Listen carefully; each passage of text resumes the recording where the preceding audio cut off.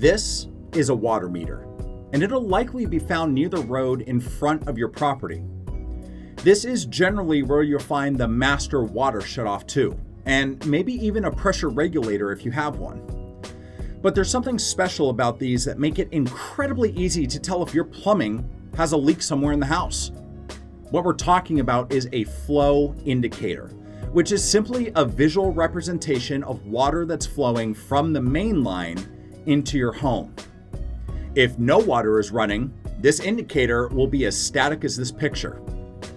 If no water is running and it looks like this though, you have a serious problem, and it might be time to call for backup. From a maintenance perspective, you should be checking this every year at a minimum.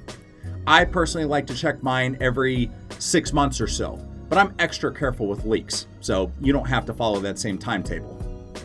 Use this as your first line of defense against leaks.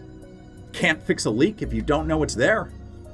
Irrigation systems, under-house plumbing, running toilets, and many other things will cause your water bill to be much higher than it should be.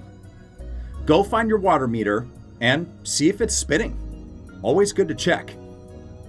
Thanks for watching, and check the next video where we talk about all the things you should power wash on the outside of your house and the one thing that you should never power wash. We'll see you then.